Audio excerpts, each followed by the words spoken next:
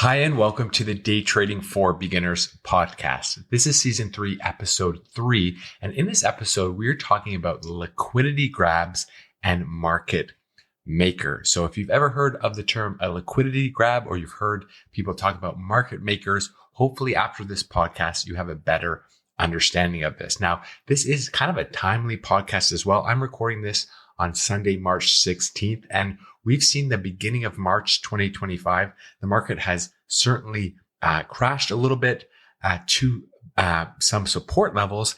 And what will happen, maybe if we look back at the end of March, we might notice that this whole month is just one big liquidity grab. So if we were to go to a monthly chart and look at the monthly candlestick on, the SPY or some major stocks, we might notice that there's going to be a big wick down to low levels, but by the end of the month, perhaps it closes a little higher. And that is a good example of a liquidity grab. So in the previous podcast, we talked about market structure right around this time of the year as well. People are very scared. The fear index is up. But if we kind of step back and look at the high time frame support, is the market structure still intact? Well, very well, it could be still intact. It might just be a higher low, not a bear market. And people are just scared. And that's what the market makers sometimes do. So, it's the middle of March. At the end of March, we might look back and say, everything's fine. It's just a normal retrace. The market scared everyone out to sell their shares at a low price, and they scoop them all up, and then the price rebounds up. So that's sort of in line with what a liquidity grab is that we'll talk about. Market structure is key, and it sort of is timely to kind of record this podcast right now. So I am Tyler Stokes from StokesTrades.com. I'm on a journey to become a full-time trader. And just some notes before we do get started in the show notes below. If you are a beginner, this is your first episode, certainly go and download the 6-month blueprint, because that's going to help you get on the right path to learning how to become a day trader and how to trade the markets. It's a nice path to doing the right things in the right order. And then we do have a community on School where you can find accountability partners. You can link up with the group as well and find all of our resources there. And that is free. And you can find those links in the show notes below the podcast. Okay, so liquidity grabs and market makers. Let's talk about what they are.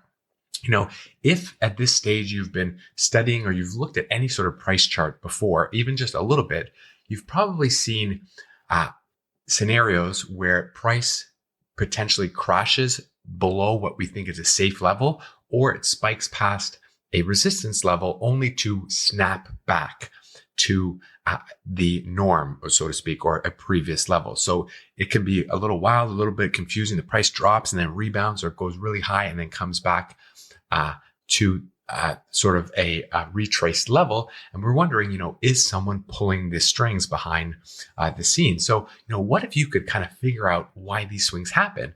Or what if you could stop feeling lost and start sort of turning these moves maybe into opportunities when you actually start trading? So that's what we're going to talk about in this podcast. Liquidity grabs. I'm going to talk about those sneaky price jolts that scoop up shares and talk about who they might be when people talk about they're pushing the price down. Who are these kind of big players? So that's what we're going to talk about here. So what is a liquidity grab? Well, a liquidity grab is when price takes a sharp detour. So plunging below support or kind of rocketing past resistance to snatch up shares or cash that's waiting there. So if you want to just picture like a big net sweeping through, grabbing what's available, and then price bouncing back like nothing happened. And it's often tied to two things, stop loss orders and then leverage liquidation. So stop loss orders, stop losses, that's like your get me out kind of button. So say you set a stop at a price of $49.50 on a stock, which is below maybe a $50 support for that particular stock. Well, if lots of other traders also pick that spot, then a quick dip is going to trigger a big sell-off, and it's going to amplify the drop. So if everyone has a stop loss on a particular price and the price reaches that, then ding, ding, ding, ding, ding, all those orders are going to be activated and the price is going to fall even further.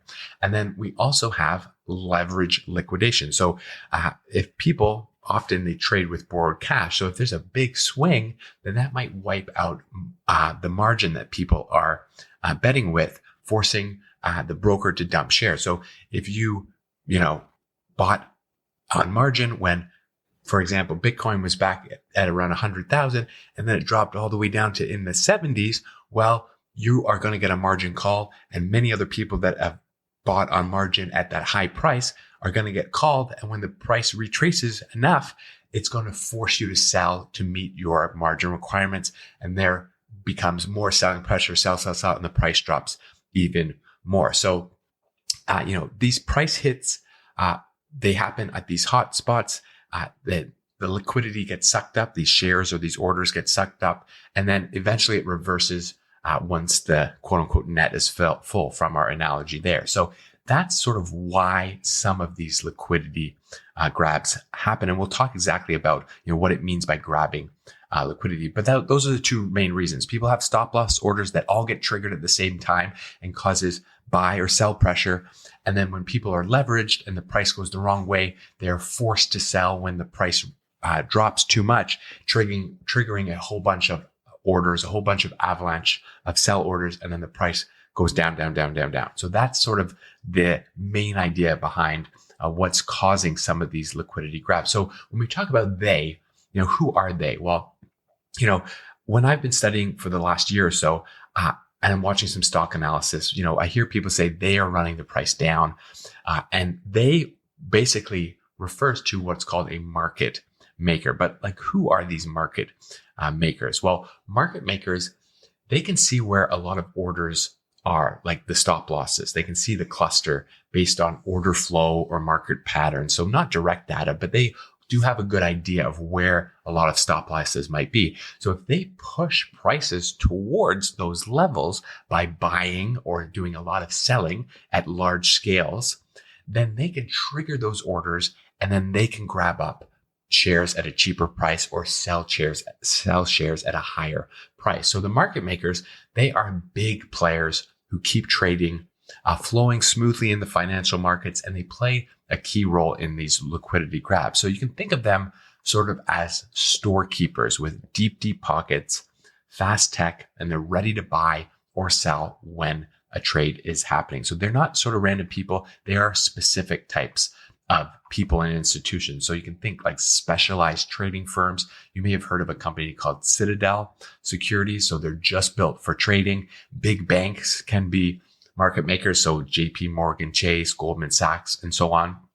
Then there's broker dealers. So even, firms like Interactive Brokers, they might fill some orders themselves and might be acting as a market maker. And then you've got exchange helpers as well. So on places like the New York Stock Exchange, you'll have designated market makers that just are assigned to specific stocks to ensure that there's always action. There's always someone on the buy side or the sell side. So these heavy, quote unquote hitters with the money, speed, and approval to make the markets work. So in the context of these liquidity grabs where, prices might dip or spike to trigger orders like stop losses, the market makers are often the ones with the tools and the data to influence those moves, whether intentionally or not. So they aren't in control of the whole market all the time, but many times, especially in the short term, these market makers can influence the price.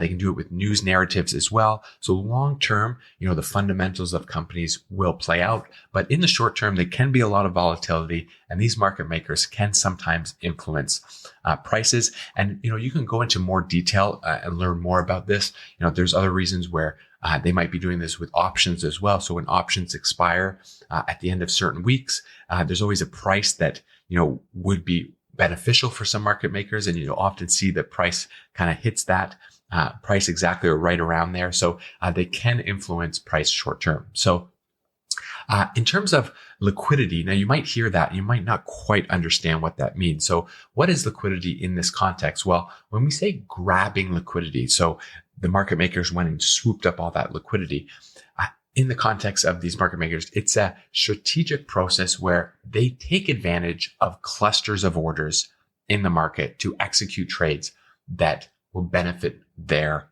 position. So liquidity refers to the availability of buy and sell orders in the market that allow trades to occur without any price slippage. So slippage is like when you put a buy order in for 50 and it doesn't execute 50 and 10 cents sort of thing. So there's a bit of slippage there because there might not be enough buy and sell orders that match up, whether there's not a lot of trading on that particular security and so on. So when you have a lot of liquidity, you really have low price slippage. So clusters of orders, such as we mentioned, stop loss orders, limit orders, or pending trades, when they're concentrated at specific price levels, they represent a lot of liquidity, like a pool of liquidity, essentially orders that are waiting to be triggered. So in that example, when the price is at $50 and there's a whole bunch of stop loss orders at $49.50, if that's a ton of liquidity, there are orders that are placed by people that when the stock hits $49.50, they're going to sell out. So that's a lot of liquidity. That's a lot of orders that are just waiting to be executed if price gets there. So what grabbing liquidity means is that when the market makers deliberately influence the price movements to trigger those clusters of orders, allowing them to fill their own position. So here's a few little examples of how that might work. First, they identify the clusters or the orders. So market makers, they can infer where large concentrations of orders exist by analyzing order flow, market patterns, or even historical data. So they might detect a significant number of stop loss orders that is just below a support level. So that's very common in the trading world. You've got support areas where the stock should hit that support area and bounce back. There's going to be a lot of stop loss orders under that level. So that's one example. Pushing prices to trigger these orders. So by strategically buying or selling in large volume, they can drive the price towards these clusters. So for example, they can pushing the price down to hit, a group of stop losses, turns those orders into market sell orders, creating a wave of activity that the market maker can use. So pushing the orders down, forcing people to sell, and they can swoop in and buy those orders that are now relatively cheaper, and then the price will rebound back up. So when these orders are triggered, the market maker often takes the other side of the trade. So if a stop loss are hit and becomes sell orders, the market maker can absorb those shares, buy them up. Conversely, if they push the prices up to trigger a buy stop or a take profit order, they can sell into that demand. So that's often when stocks reach an all-time high and it's at a resistance level. You might have some market makers that are pushing that price up, and then they sell at the top, retail buy at the top, and then the stock retraces, and retail traders are left buying at the all-time highs, and the stock retraces back, and those market makers have sold their shares to you at a high price. So that is the gist of how these liquidity grabs work and how these market makers can influence this. So when market makers trigger stop loss orders or manipulate price action, it often exacerbates poor trading habits, like I just mentioned with these retail traders. So, retail traders may panic sell at support levels where prices historically are more likely to bounce. And that's sort of what we're seeing in the market now. A lot of people that are trading or selling, Bitcoin in the 70s, maybe that's going to turn out 70,000. Maybe that's going to turn out to be a bad move.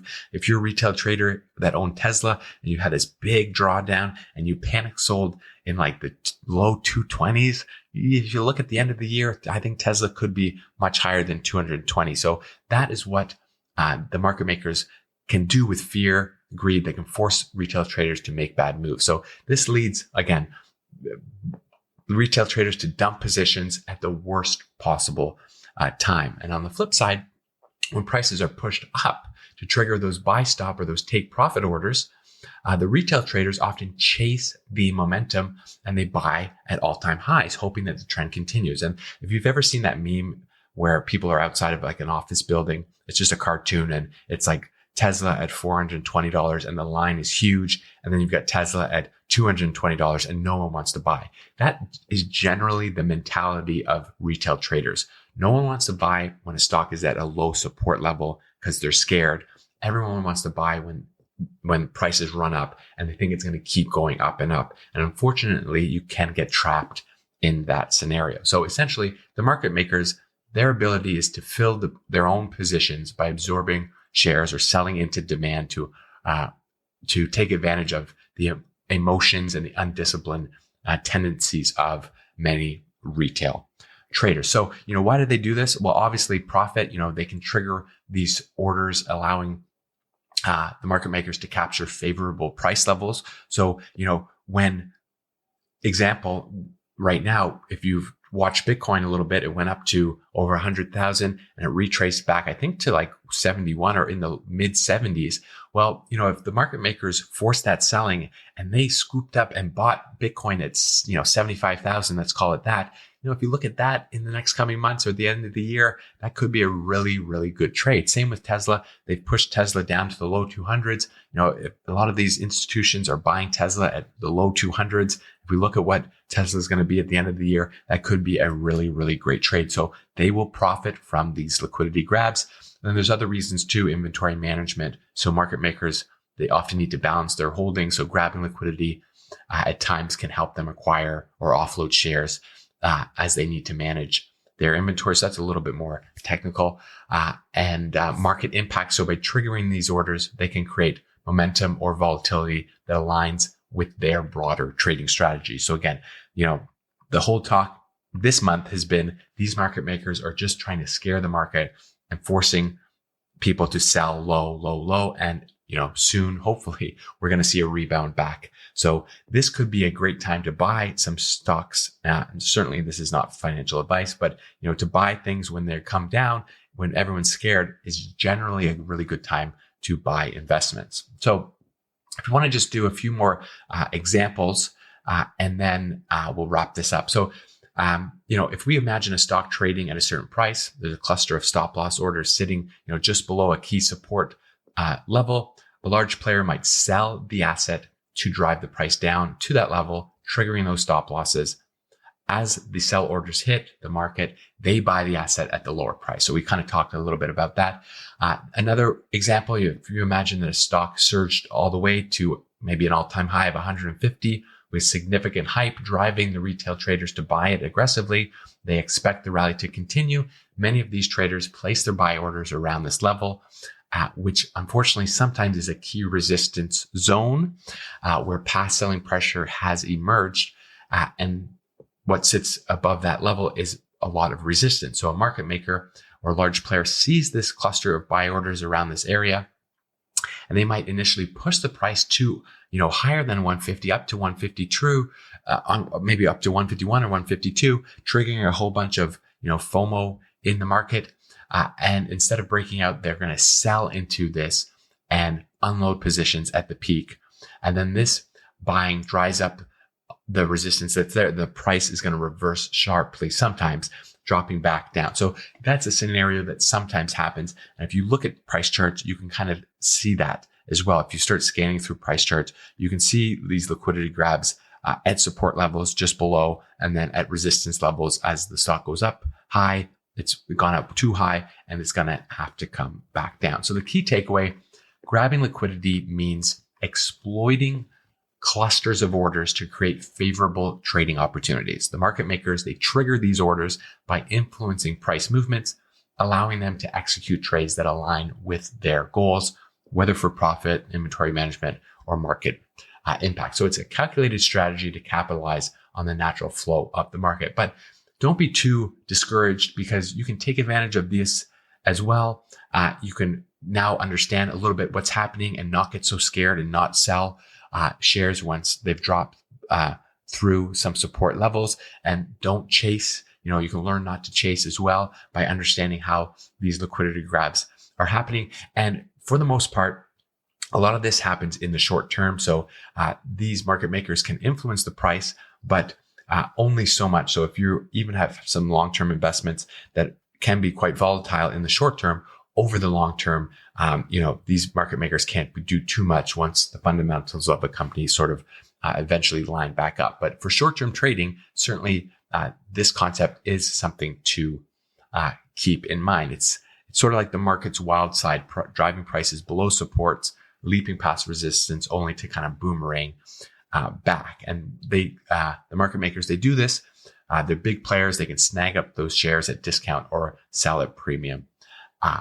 prices. So I hope that you found this useful. Hopefully now, if you're watching more analysis from anyone online and they're talking about liquidity grabs or market makers, you have a bit of a better understanding. As always, with all these podcasts, always good to go and get some more resources, because some other people might explain market makers a little bit differently, a little bit better, or they might include things that we didn't touch on in this podcast. So certainly a good intro to this topic as always, but certainly something that you might want to look into and investigate a little bit more yourself. And it will be interesting. Again, it's March 16th. I'm recording this podcast. Let's see what happens at the end of March. Let's see if this just turns into a big wick on the charts and all this selling pressure turns into just one big liquidity grab and we bounce back at the end of the month, hopefully. And maybe at the end of April, it won't take too long for us to kind of rebound out of this. And, again, not financial advice, but sometimes these are the best opportunities to make investments when everyone's scared, when the market's pulled back and the market eventually bottoms. Looking forward to the next year or so, this could be a good time to buy some investments. Again, not financial advice. So thanks so much for listening. Check out the resources in the show notes. Download the 6-month blueprint, stokestrades.com/blueprint, and come join our community on School, where we can maybe touch base and discuss more of how the end of the month is going in regard to what's happening right now with a lot of this sell-off. So thanks so much for listening, and we'll talk to you in the next episode.